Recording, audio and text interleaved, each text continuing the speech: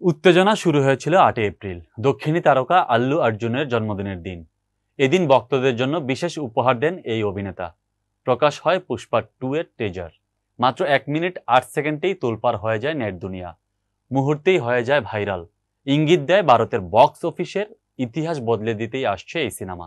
সেই ইঙ্গিত থেকে পুষ্পা দ্য রোল মুক্তির আগেই আয় করতে যাচ্ছে ১,০০০ কোটি রুপি, যা ভারতীয় ইতিহাসে মুক্তির আগে কোনো সিনেমাই করতে পারেনি। এখন প্রশ্ন উঠতেই পারে, কিভাবে এত অর্থ আয় করছে সিনেমাটি। ভারতীয় গণমাধ্যম কুইমের তথ্য মতে সিনেমাটির রেকর্ড ২০০ কোটি রুপিতে পুষ্পা 2 সিনেমার উত্তর ভারতের হল সত্ত্ব বিক্রি হয়েছে।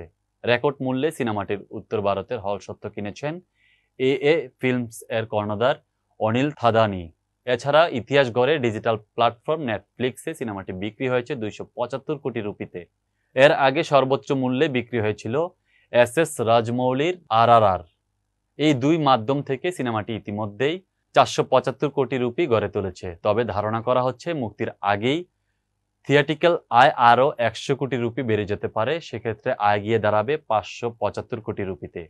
এছাড়া অডিও এবং স্যাটেলাইট রাইটস থেকে বিশাল অঙ্কের একটি অর্থ আসবে বলে ধারণা করছে নির্মাতারা। সেক্ষেত্রে সবকিছু মিলিয়ে সিনেমাটির মুক্তির আগেই ১,০০০ কোটি টাকা আয় করবে বলে অনেকটাই নিশ্চিত। ২০২১ সালে বক্স অফিস সাফল্য পায় আল্লু অর্জুন ও রশ্মিকা মান্দানা অভিনীত ব্লকবাস্টার সিনেমা পুষ্পা। পুষ্পরাজের চরিত্রে দর্শকপ্রিয়তা পান আল্লু অর্জুন। সঙ্গে জাতীয় পুরস্কার জিতে নিয়েছিলেন আল্লু। দর্শকের সামনে আবারও ফিরছে পুষ্পারাজ শ্রীবল্লী জুটির অন স্ক্রিন রসায়ন। ৩ বছর পর আগামী ১৫ই আগস্ট বড় পর্দায় মুক্তি পাচ্ছে পুষ্পা 2। মুক্তির আরও ৩ মাস বাকি থাকলেও সিনেমাটি নিয়ে উত্তেজনার পারদ চড়ছে। সিনেমায় একটি গুরুত্বপূর্ণ চরিত্রে অভিনয় করেছেন ফাহাদ ফাসিল।